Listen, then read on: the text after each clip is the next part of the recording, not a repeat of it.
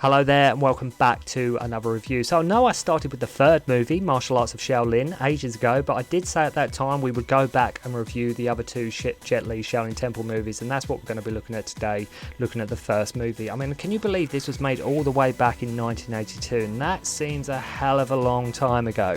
But I do say, if I'm going to get around to these things, I do eventually get round to them. It may take me a while, as I say, but you may be out there getting very impatient sometimes for these reviews to drop, but I do get round to it eventually. And this film was among the first major co-productions between Hong Kong and mainland China and features a predominantly mainland cast, and I think this was the first film to be shot at the Shaolin Monastery and one of China's highest grossing films ever. So there's a lot of firsts with this movie, as well as being Jet's debut, of course, and I think it's one of these movies that you really can't underestimate the importance of this movie. I mean, if you are getting into Jet Li, if you are new to Hong Kong movies and you want to check out Jet Li, I think you have to watch his debut. I think it's required viewing. I think it's definitely a movie worth checking out. And you really can't underestimate the importance of this movie. And what is ironic is that it was actually remade in 2011 with Andy Lau, Nicholas C and Jackie Chan, of all people, in Benny Chan's Shaolin. I think as well this movie had a big part in making the Shaolin Monastery a major tourist destination. So yeah, I mean, it's quite a big deal. It was the highest grossing film at the time. Jet's debut, it's been remade. As I say, it is one of them films I think you do need to check out. As I say, it's a big deal. So the film is largely consisted of real monks, or mainly people from the wushu team. So rather than actors in here, you get the real deal. You get the real kung fu, as it were. And I think it was actually the cast who actually choreographed and arranged their own fight scenes too. Now, I think, as I mentioned, if you are a Jet fan, this is definitely a must-see, just for the importance the film holds and to see a very, very young Jet Li in his debut. The plot is actually quite generic and the type of plot we have seen time and time again. A lot of people sort of have a problem with the amount of meat eating that monks do in this movie, which I do understand, as after all they are monks. But yeah, dogs and sheep eating or killing them does happen here. Now, is the movie perfect? To me personally, no, it's not. It's actually quite a little rough around the edges, and as mentioned, the plot is somewhat by the numbers. But what you do get here is real kung fu, the movie that made Jet Li a star. You get great locations and scenery, and what are vastly different to sort of what was coming out of Hong Kong at the time. Now, you might watch this movie and think, okay, I get it, it was Jet's debut, but why did this set the Chinese box office alight? Like, what makes this film so special? Well, the fact is, it did, and it started a whole renewed interest into the world of mainstream martial arts in China, and encouraged filmmakers to make more Shaolin type of movies, Shaolin based movies.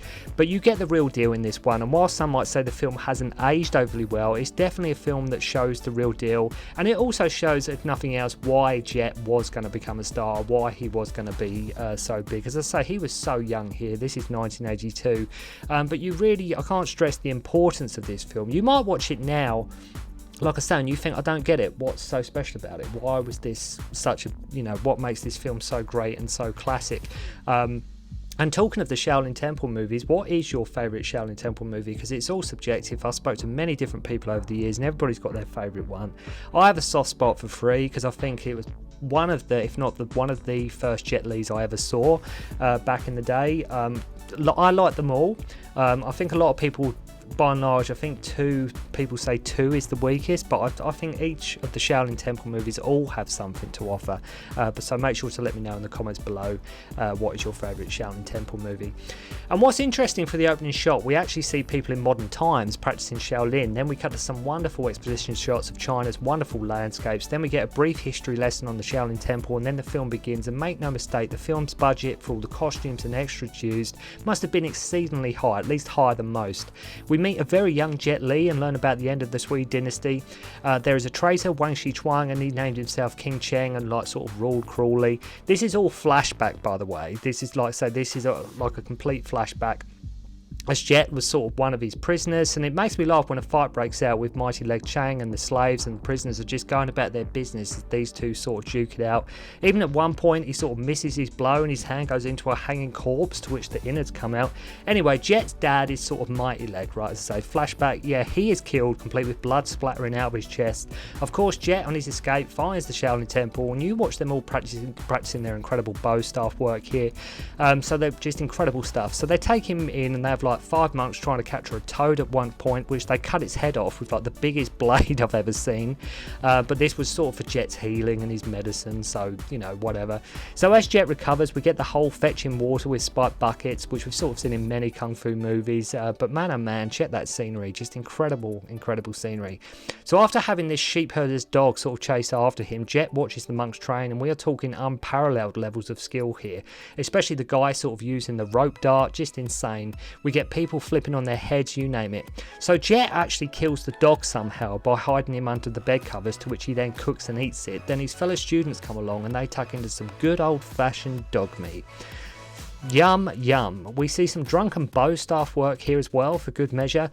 Now, not to say the film is clicking its heels at this point, but let's just say it's in no rush. At least they do make a point of the sheep girl being annoyed about him killing her dog when she confronts Jet, and she is sort of the daughter of the master, and he's like sort of, yeah, I eat dog too. So yeah, as I say, dogs, sheep, nothing, everything's sort of, they're going to go on your plate, so to speak. So Jet now sort of becomes a monk. After nearly killing one of his fellow students, Jet gets a bit fed up as he wants to avenge his father, and all of a sudden he now doesn't want to be a monk anymore, right? He was desperate to be a monk, wanted to be a monk, now he doesn't want to be a monk anymore. So the bandits attack the sheep herder and her flock, and yeah, I'm pretty sure some sheep were injured here. Jet goes straight to the villain's base, complete with bow staff, where the sheep herder is now tied up. Though you can't say it was a rescue mission, like he didn't actually plan to rescue her, as he had no idea she was even there. Our villain is all drunk and doing some drunken sword. Jet actually puts the smack down on him, but they have to leave as more sort of troops arrive. And she is like, you must get back to Shaolin, and Jet is all, hang on, I only just left there. So begins Jet's training. Yes, there are some sets used here, but they do for the most part look great. The reason why they use the sets here is because they're sort of going through the seasons. We see like autumn, and it just sort of goes through to give the impression sort of times pass, and then you know, yeah, I think it's done by and large quite well. And check the height Jet gets on some of these flips too. So right away he ambushes the evil general again, throwing loads of rocks at him. Jet comes to the aid of this random prisoner who's on the run.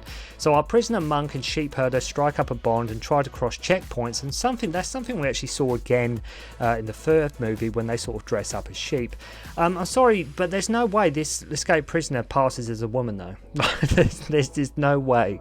So Jet's master and students turn up, and thank God they did, as we finally get to see the monks kick ass. And for the year it's made, I still can't get over how fast the fight scenes are. Even watching it now, the fight scenes are incredibly fast, and it's like Martial Arts of Shaolin. Not a lot of people like that movie, but if you watch it till the end, you get an incredible fight scene at the end of Martial Arts of Shaolin, and it's the same here.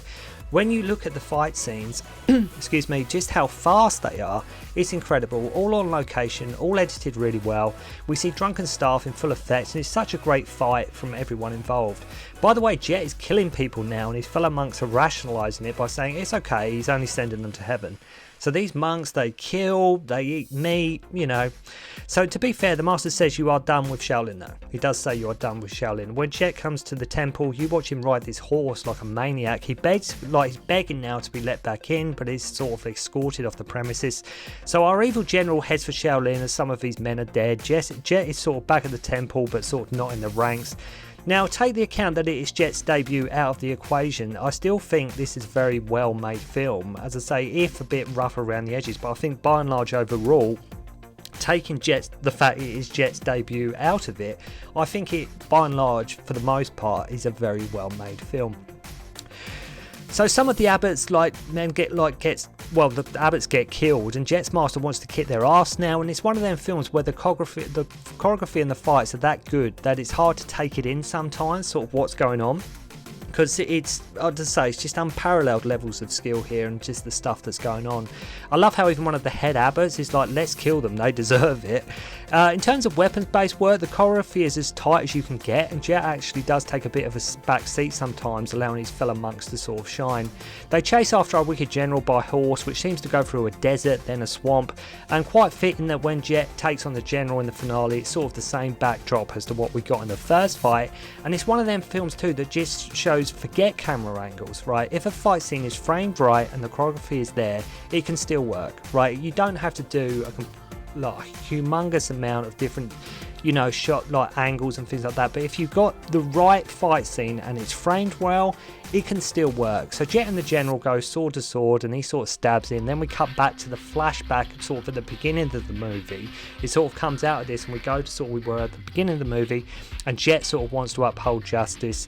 Jet gets the burn marks on his head. We learn the king allowed Shaolin to form a defense force and the Shaolin prevailed, and thus concludes Shaolin Temple. Sort of whiz through the movie there, but go check it out to see Jet's first movie where it all began. Check out the awesome locations, the real kung fu.